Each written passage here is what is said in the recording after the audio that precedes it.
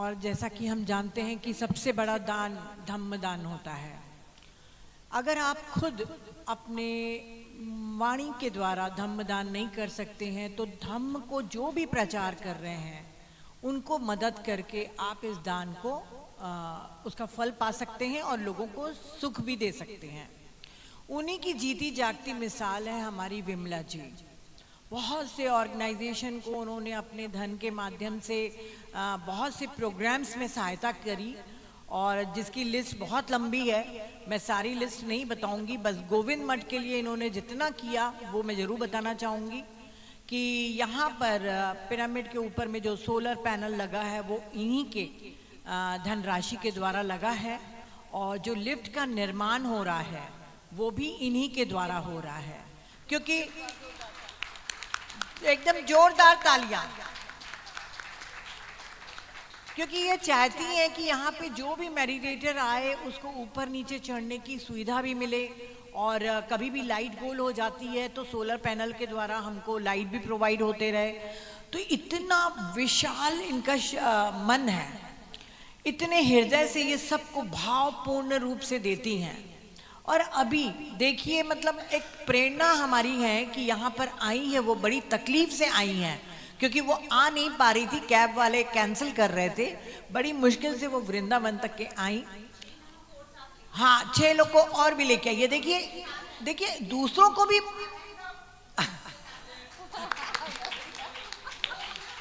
तो मतलब वो सारथी भी बन के आई है ना, तो सारथी भी बन के आई हैं, आपको लेके आई हैं।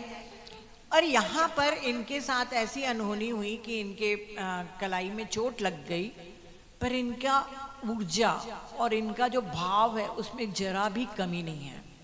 और एक क्या होता है कि जब हमारे ऊपर मुश्किल आती है ना तो हम भगवान के ऊपर क्वेश्चन खड़ा कर देते हैं, अरे मेरे साथ ही हो गया, मैं तो इतना अच्छा कर रही हूँ, है ना। वो हमारी जो श्रद्धा होती है ना वो डगमगा जाती है, शंकाएं आने लग जाती हैं। पर इनके चेहरे पे देखो वही श्रद्धा उस दिन भी थी और आज भी है। तो ये हम सब के लिए प्रेरणा है, न केवल दान पुण्य के लिए बल्कि अपनी श्रद्धा को एकदम बोलते हैं ना जिसको समर्पण भाव में कर रही हैं वो। तो जोरदार तालियों के साथ उनका स्वागत करेंगे और ये अपने कुछ मैसेज देंगी ताकि हम उनके वाणी से हम कुछ प्रेरणा पा सकें। फ्रेंड्स, मैं इनके बारे में थोड़ा सा और ये बताना चाहूँगी कि 2 दिन पहले जब आने से इन्होंने अपना बैग पैक करा और 1 दिन पहले बैग उठाया, रूटीन में है इनका, ये ऐसे नहीं कि ये सबके ऊपर डिपेंडेंट है कुछ है, ये अपने आप ही अपना काम करती हैं। उठाया और गर्दन में मोच आ गई और डॉक्टर ने कह दिया कि बिल्कुल आपको कंप्लीट बेड रेस्ट करना है, आपको कहीं हिलना नहीं है। और घर में भी सबने मना नेचुरली कर देंगे, हमारे भी घर में अगर हमको भी बोले तो हम जा तो सकते नहीं, हिल के देखो आप। और इनका मैं तो जाऊँगी। और ये बिल्कुल टिटफिट आई थी, इनको देखकर कोई ये नहीं कह सकता था कि 2 दिन पहले इनकी गर्दन में इंजेक्शन लगा है और इनको डॉक्टर्स ने ऐसे ऐसे बोला है। और देखिए यहाँ आई बिल्कुल हेल्दी, मैम से मिली, ऊपर गई, ऊपर नीचे सब कर रही, फिर इनके चोट लग गई। मैं इनके साथ हॉस्पिटल में थी पर इनके चेहरे की मुस्कुराहट खत्म नहीं हुई। सबसे पहले तो हमारी मुस्कुराहट जाती है, हाय भगवान मैं इतना अच्छा करती हूँ और इतनी अच्छी जगह पर आई हूँ और यहाँ भी मेरे साथ हो गया, फिर तो ये सब चीज़ें गलत है। मतलब क्या फ़ायदा है फिर ऐसी जगह आने का जब यहाँ आकर भी मेरे साथ ऐसे हो गया। और आप देखिए इनके हाथ में बैंडेज बंधी हुई है और जब सुबह इनको नाश्ता दिया गया, रात को इनको खाना दिया गया, मैं खिलाऊं, कहले क्यों, मेरे को दूसरा हाथ भी तो दिया है भगवान ने। मतलब इस हाथ का अफसोस नहीं है कि मेरा राइट हैंड में ये हो गया, इनको इस चीज़ की खुशी है कि भगवान ने 2 हाथ दिए हैं तो दूसरे हाथ से तो मैं कर पा। तो ये हमको ना ये छोटी छोटी सी बातें हमको सीखनी है, हमारे ये प्रेरणा स्रोत हैं ये लोग कि कुछ भी हो जाए मेरी भावना नहीं डगमगा रही, मैं नहीं डगमगा रही।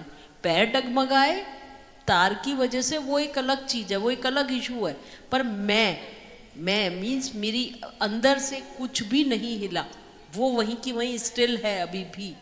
तो थैंक यू विमला जी, एक बार बहुत बहुत अब आपसे सुनना चाहेंगे हम कुछ।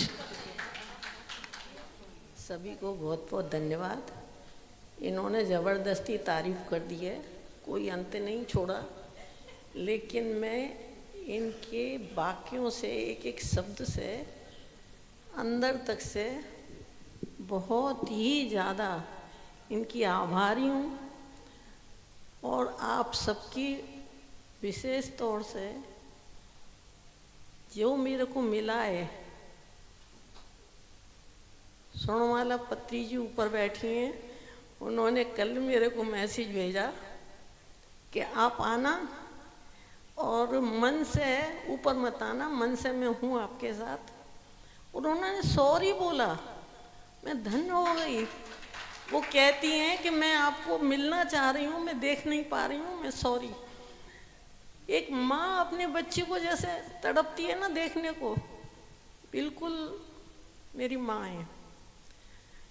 ज़्यादा बात नहीं कर पा रही हूँ क्योंकि आप लोगों का प्यार और ये उद्गार मेरे हृदय में समाये हुए हैं।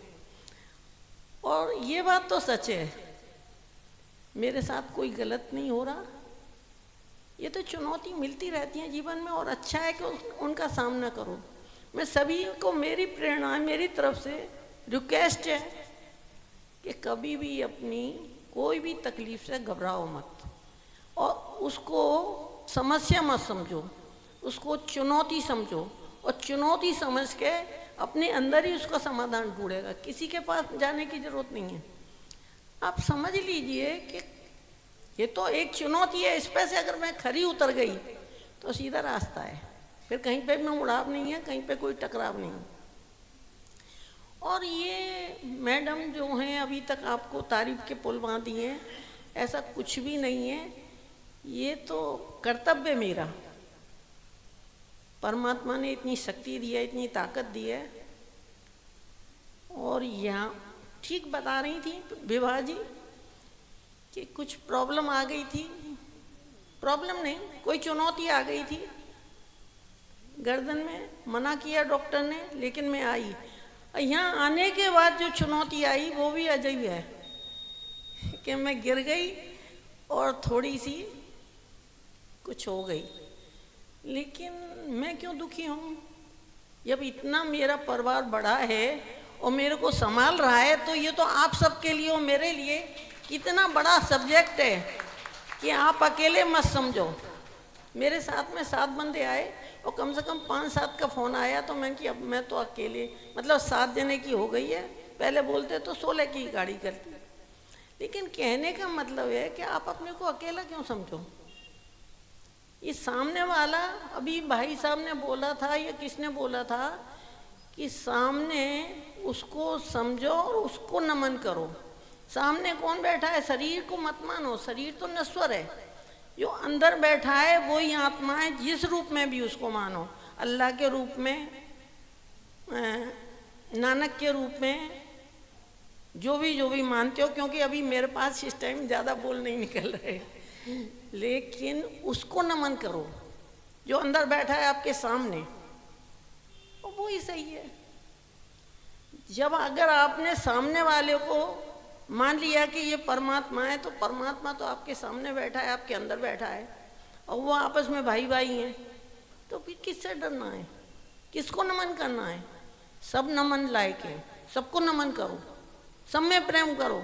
एक बच्चा हो, अगर मान लो कोई बिल्कुल अपाहिज है, उसको लाख बीमारी है, आप क्यों उसको बीमार समझ रहे हो? उसका शरीर बीमार है, वो थोड़ी अंदर से बीमार है।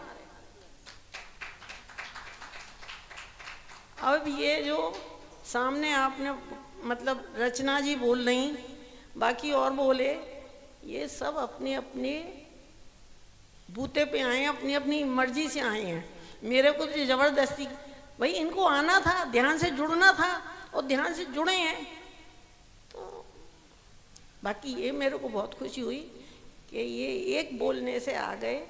और विभा जी, राजीव गुप्ता जी, ये मेरे को हॉस्पिटल ले गए, इन्होंने इतनी मेरी सेवा करी, मैं तो धन्य हो गई। सेवा क्या करी इन्होंने मेरे को अपना समझाया, तो फिर सेवा क्यों बोलूँ मैं?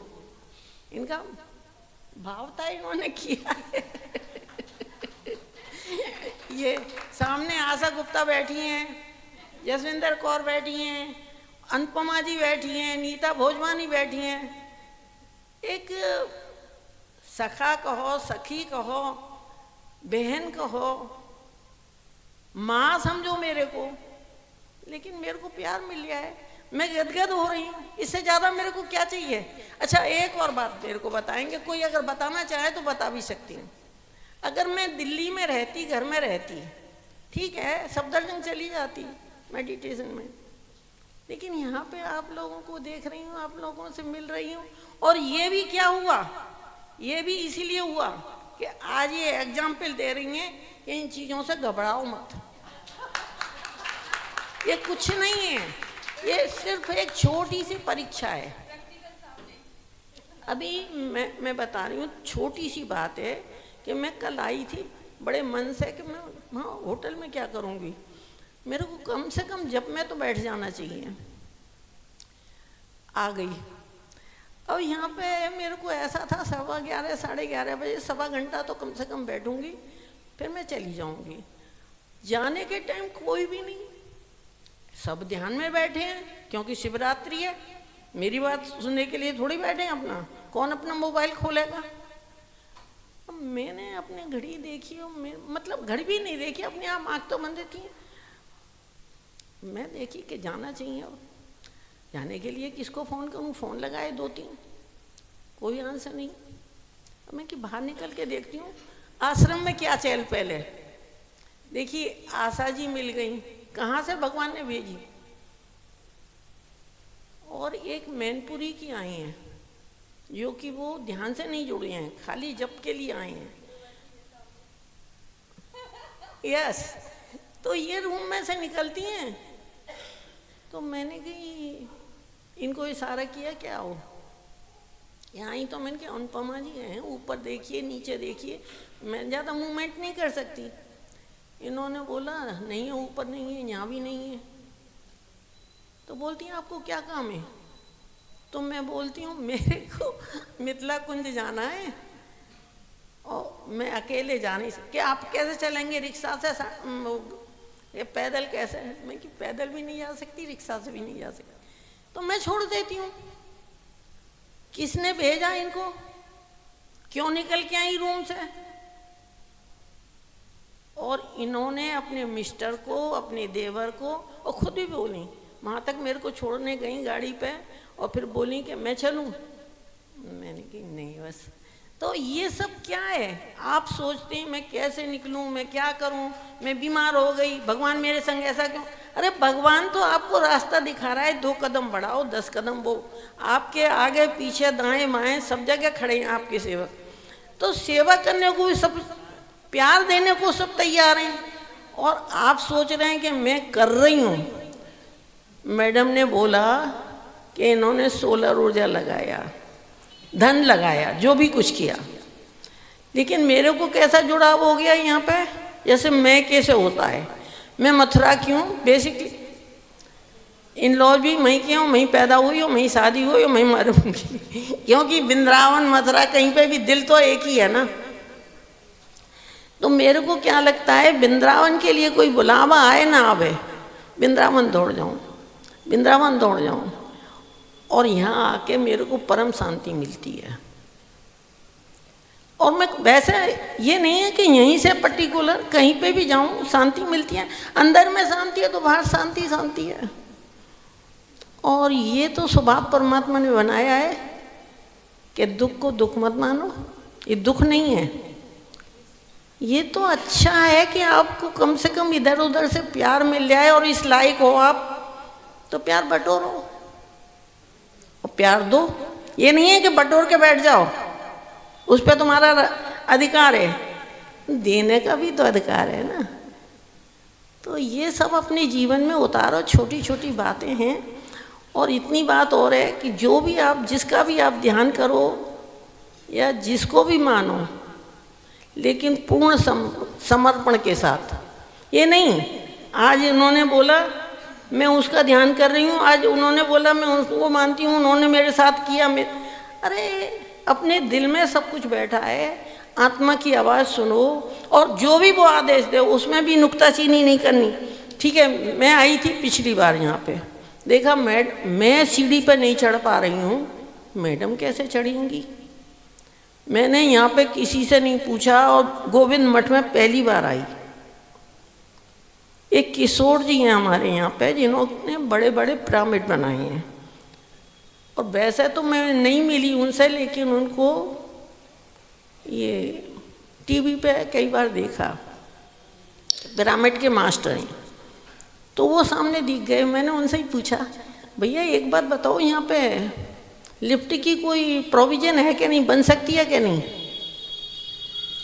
तो बोले क्या मतलब? मैंने कि ये कि अगर लिफ्ट बन जाए तो मैडम को आराम हो जाएगा चढ़ने उतरने में। तो बोले हाँ है जगह तो।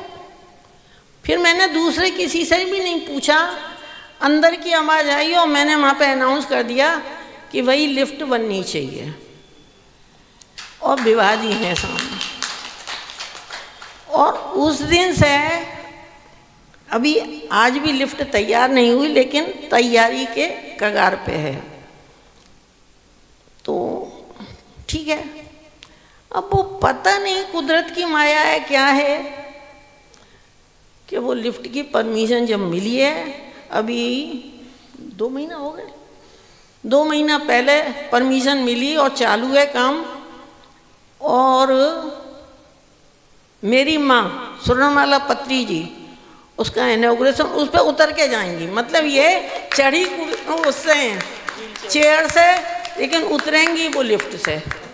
और ये आप सब लोगों की भी इच्छा है कि मैडम लिफ्ट से उतरें, तो उसके लिए जोरदार तालियां।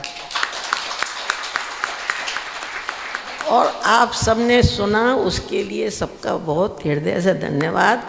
और एक बात और छोटी सी कहूँगी, इसी तरह से आते रहिए और इसको अपना घर समझिए, प्यार पाइए और प्यार लुटाइए भी बराबर को। धन की मैं कभी बात नहीं करती, धन तो आप सोचेंगे कि मेरे को करना है तो पीछे खड़ा है देने वाला, दो इसको। आप सबका धन्यवाद। थैंक यू विमला जी, आपका बहुत बहुत आभार कि गोविंद मठ में 4 चांद लग गए हैं आपके कार्यों से, और सभी मेडिटेटर्स लोग को भी सुविधा होंगी मैडम के साथ साथ।